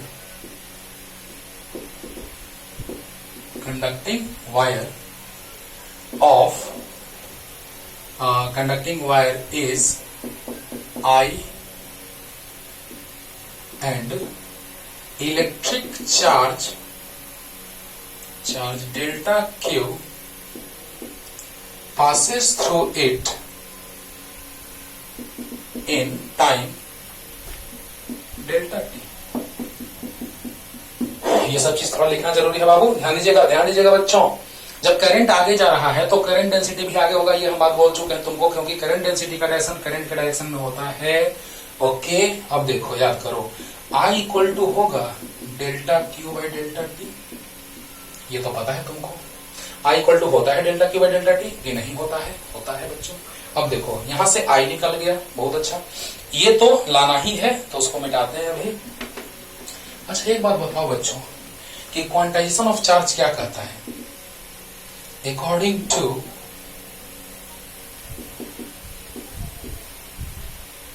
quantization of charge, according to quantization of charge delta, direct Q equal to लिखते हैं प्लस माइनस एन। लेकिन हम लोग यहां मान चुके हैं कि number density, number of electrons पर वॉल्यूम एन माने, स्मॉल एन। तो यहां नंबर ऑफ इलेक्ट्रॉन्स टोटल मान लेते हैं एन डैश, क्योंकि वहां नंबर डेंसिटी एन है बाबू। अच्छा बताओ, ये अगर यूनिट वॉल्यूम में एन इलेक्ट्रॉन्स हैं तो भी वॉल्यूम में कितना हो जाएंगे इलेक्ट्रॉन्स, तो एन भी, यानी टोटल जो इलेक्ट्रॉन्स होंगे एन डैश एन भी होंगे। जल्दी बोलो यार, अरे यूनिट वॉल्यूम में एन इलेक्ट्रॉन्स तो भी वॉल्यूम में एन भी इलेक्ट्रॉन्स, जल्दी बोलो। क्योंकि हम डिफाइन किए हैं नंबर डेंसिटी को नंबर ऑफ इलेक्ट्रॉन्स पर यूनिट वॉल्यूम, याद करो। तो नंबर ऑफ इलेक्ट्रॉन्स पर यूनिट वॉल्यूम, तो यूनिट वॉल्यूम में एन इलेक्ट्रॉन्स तो भी वॉल्यूम में एन भी इलेक्ट्रॉन्स, तो एन डैश इक्वल टू आ गया एन भी। कि नहीं आया? आया। अब बताओ यहां से मॉड ले लेंगे तो एन क्यू के जगह डेल्टा क्यू है और इंडेक्स के जगह एन भी है इंटू ई। यहां तक कोई डाउट? जल्दी बोलो अच्छे से। नंबर ऑफ इलेक्ट्रॉन्स पर unit volume is known as number density. तो बताइए यूनिट वॉल्यूम में एन तो भी वॉल्यूम में एन भी, तो इंडेक्स इक्वल टू एन भी, राइट।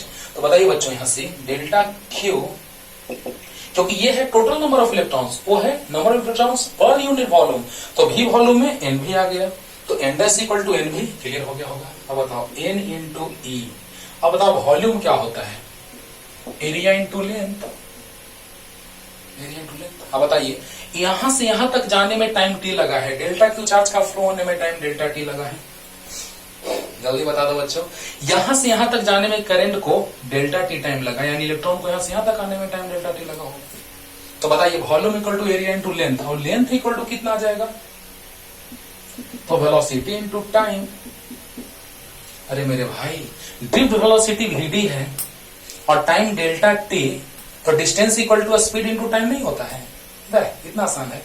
लेंथ इक्वल टू क्या हो जाएगा? डिस्टेंस, यहां से यहां तक इलेक्ट्रॉन करंट आ रहा है, हमको मेनली करंट से बात करना है कि करंट यहां से यहां तक आने में कितना टाइम लगा होगा, यानी डिस्टेंस कितना कवर किया होगा, यानी वेलोसिटी इनटू टाइम, यहां से यहां तक आने में टाइम कितना?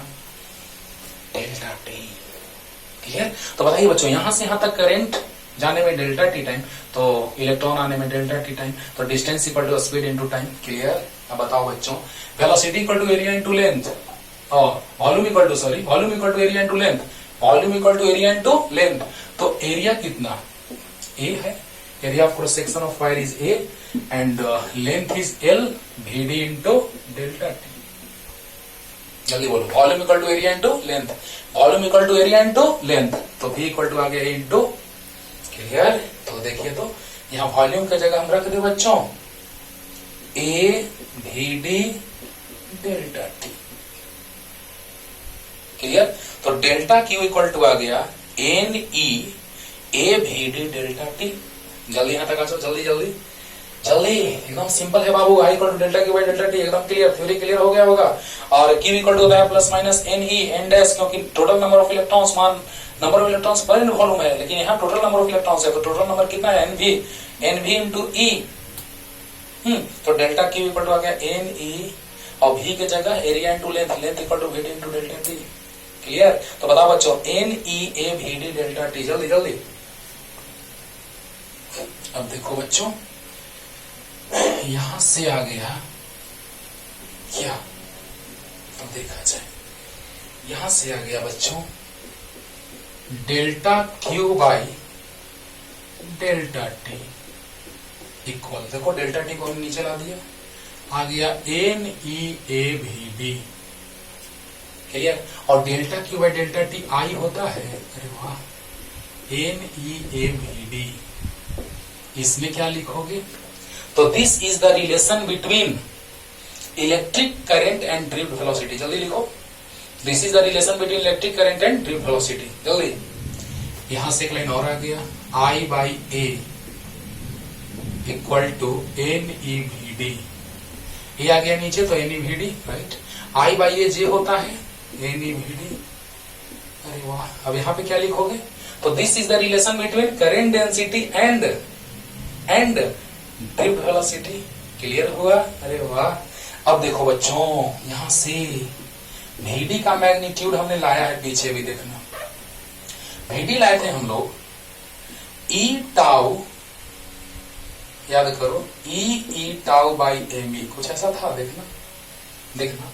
यहां है बाबू एन ई, राइट, पीछे देखना vd लाए हैं, vd का मैग्नीट्यूड, तो vd का मैग्नीट्यूड लाए हैं E tau by M E, क्योंकि v इक्वल टू होता था u plus A T U zero, A होता था e by M E into T tau, right. तो j equal to N E square tau by M E into E. देखो बच्चों यहां से बड़ा इंटरेस्टिंग गेम हम लोग खेलने जा रहे हैं, वेक्टर फॉर्म में लिखने जा रहे हैं।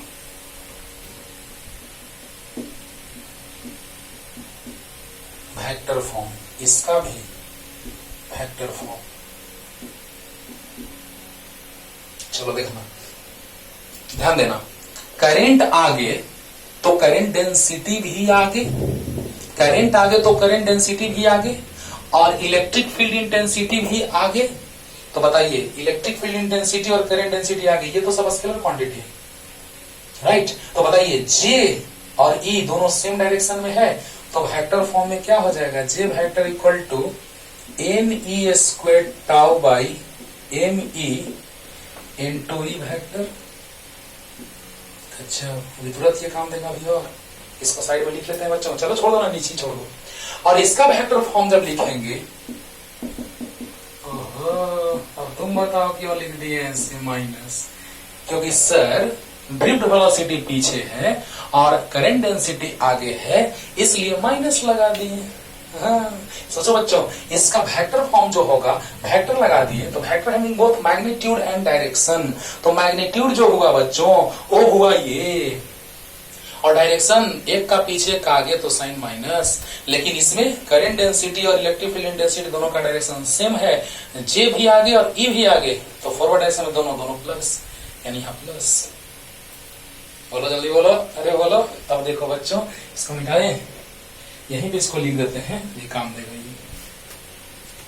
J equal to N E square tau by M E into E vector. चलो हो गया, J vector equal to N E square tau by M E vector, vector form में। जल्दी जल्दी, इसका मैग्नीट्यूड वाला फॉर्मेट भी है ना, दोनों, वो तो एक याद है तो दूसरा याद ही, जल्दी जल्दी।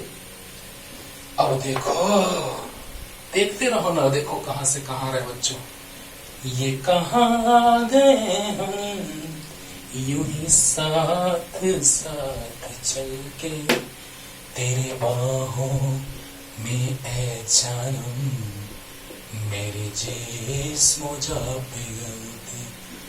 और इधर देखो, गाने पे ध्यान मत दो रे बाबा। अच्छा चलो, वेक्टर फॉर्म नहीं लिख रहे हैं, ऐसे लिख रहे हैं, तो क्या होगा, J equal to I by, ये याद है, एकदम याद है सर। देखो बाबू कहां से कहां पहुंच रहे हैं, ये कहां आ गए हम, और E equal to V by L होता है। चलो ध्यान दो, तो V इक्वल टू, V को ऐसे ही छोड़ दो, बाकी सब इधर ला दो, M E I L H S में, by N E square tau आया, राइट। देखो देखो, V equal to I into, हाँ देखो V सबको इधर ला दो, तो I into M E by N E square tau L by A. देखो बाबू, ओम्स लॉ पे पहुंचने वाले, अगले लेक्चर में ओम्स लॉ चलेगा, लेकिन उसके पहले बहुत कुछ सीख ले रहे हैं हम लोग। बताओ बच्चों, we know that V equal to होता है आई आर, तो बताओ V equal to I R, यानी पूरा आर हो जाएगा। देयरफॉर R इक्वल टू पूरा, देखो V equal to I R पूरा, V equal to I R. Ohm's law, electric current flowing through any current conducting wire is directly proportional to the potential difference across both ends of the wire at constant temperature। जब temperature constant होता था तब उसका थोड़ा सा बात बता रहे हैं। बताओ बच्चों, ऐसे भी लिख सकते हैं कि एट कांस्टेंट टेम्परेचर, स्टार्टिंग में लगा दीजिएगा, ये current is proportional to potential difference. तो बताइए आर आ गया कितना, पूरा M E by N E square tau L by A. अरे वाह, यहां से सर एक चीज और दिख रहा है हमको, एकदम दिखे बाबू। R equal to rho L by A, जानते हैं रो एल बाई ए। अरे गजब सर, क्या हो रहा है आज सर। रो जो यहां से आएगा बच्चों, वो आएगा M E by N E square tau. देख रहे हो ना कितना आसान है बाबू। I by A, J equal to N E square tau by M E, equal to V by L वहां से। तो वी इक्वल टू आई, देखो M E by N E square tau L by A, right. तो V equal to I R, यानी पूरा जो हो गया आर हो गया, और आर इक्वल टू होता है रो एल बाई ए। और तरह से प्रूफ करेंगे, लेकिन यहां से भी प्रूफ होगा, यहां से तो मेन बेसिक फंडा क्लियर होगा। आर इक्वल टू इतना, तो रो आ जाएगा, ये आर इक्वल टू होता है रो एल बाई ए, तो रो आ गया इतना। जल्दी उतारो यहां तक, जल्दी जल्दी। एक बात थोड़ा सा आगे का बता रहे हैं आपको, रेजिस्टिविटी रो होता है तो कंडक्टिविटी सिग्मा होता है ना। Sigma is the conductivity. तो सिग्मा इक्वल टू होता है 1/ρ। अभी फिल कराते हैं तुरंत। Sigma equal to 1/ρ। रो मतलब ये me/ne² टाउ। तो सिग्मा इक्वल टू आ गया बच्चों ne² टाउ बाई me। देखो कंडक्टर, और थोड़ा सा फील करते हैं। कंडक्टर में इलेक्ट्रॉन्स का डेंसिटी बहुत ज्यादा रहेगा।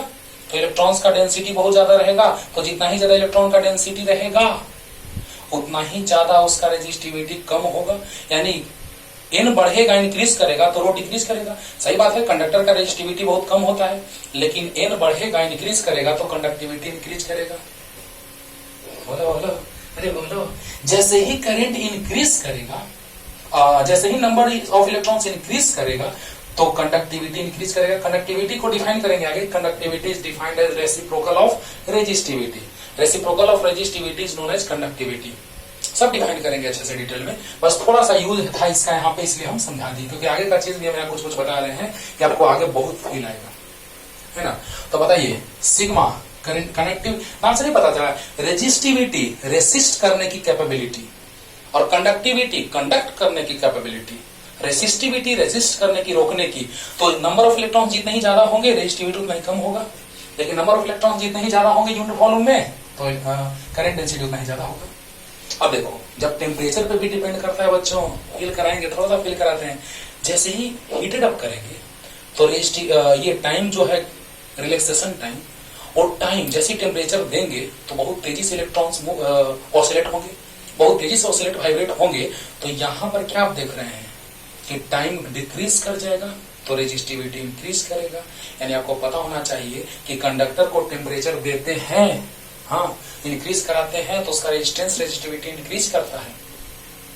लेकिन सेमीकंडक्टर में आएंगे 14 चैप्टर में, तो सेमीकंडक्टर में टेम्परेचर इंक्रीज कराते हैं तो रेजिस्टेंस डिक्रीज करता है। कंडक्टर में टेम्परेचर इंक्रीज तो रेजिस्टेंस और रेजिस्टिविटी इंक्रीज, लेकिन सेमीकंडक्टर में टेम्परेचर इंक्रीज कराते हैं। सोलर प्लेट को क्या देते हैं, टेम्परेचर देते हैं तो फैन का स्पीड बढ़ जाता है, कनेक्ट करते हैं तो, यानी रेजिस्टेंस डिक्रीज किया तब ना। यानी जस्ट उल्टा बाबू कंपटीशन में आया हुआ क्वेश्चन, लेकिन आगे अभी वो सब आगे पढ़ना है, लेकिन थोड़ा सा यहाँ समझा दे रहे हैं, है ना, कि फील करते हैं थोड़ा कि number of electrons point volume increase करेगा तो रेजिस्टिविटी डिक्रीज करेगा, लेकिन यहाँ इंक्रीज करेगा तो कंडक्टिविटी इंक्रीज करेगा, है ना। टेम्परेचर इंक्रीज करेगा तो टाइम डिक्रीज करेगा, टाइम डिक्रीज करेगा तो रेजिस्टिविटी इंक्रीज करेगा। अरे जल्दी जल्दी ऑसिलेशन होगा मतलब टाइम डिक्रीज किया। जो ऑसिलेशन 10 सेकंड में होता, मान लो एग्जांपल, वही ऑसिलेशन अब 2 सेकंड में हो रहा है तो टाइम डिक्रीज, वो इंक्रीज। लेकिन यहाँ टाइम डिक्रीज तो कंडक्टिविटी, टाइम डिक्रीज तो कंडक्टिविटी डिक्रीज, यानी रेजिस्टिविटी इंक्रीज तो कंडक्टिविटी डिक्रीज। वाह। अब देखो बच्चों, यहां से J equal to ne² tau by me into E vector. तो J vector equal to ne² tau by me sigma. देखो बच्चों, यहां से फील आ रहा है, या वो पहले भी फील आया होगा कि वेक्टर है, ये वेक्टर क्वांटिटी है, सामने है, देख रहे हो, यहां भी सामने एकदम पता चल रहा है, ये तो कांस्टेंट है। तो ये हाँ, टेम्परेचर कांस्टेंट रहेगा तब कांस्टेंट, टेम्परेचर के साथ ये वेरी करेगा बच्चों। तो टेम्परेचर के साथ वेरिएशन होता है, आगे पढ़ेंगे हम लोग। रेजिस्टेंस कांस्टेंट टेम्परेचर क्यों कहते हैं मसला में, कि रेजिस्टेंस कांस्टेंट तब रहता है जब टेम्परेचर कांस्टेंट रहता है। तो बताइए बच्चों कि जब इलेक्ट्रिक फील्ड वेक्टर है तो ये भी वेक्टर, अब आप यहां से ऐसे भी लिख सकते हैं, J इक्वल टू सिग्मा मतलब 1/ρ, तो यहां से रो इधर आएगा, तो E equal to rho into J। Clear. तो इस तरह से बहुत सारे रिलेशन आ गए। आगे की बातें हम लोग आगे करेंगे, खूब अच्छे से पढ़ते रहिए। बहुत सारा चीज अभी हमको बताना है आगे, है ना, लेकिन बेसिक कॉन्सेप्ट और बहुत सारा चीज इसलिए बताएं कि इतना सारा चीज अगर आप डिवाइड कर लीजिएगा बहुत मजा आएगा। अच्छे से पढ़ते रहिए। टाटा।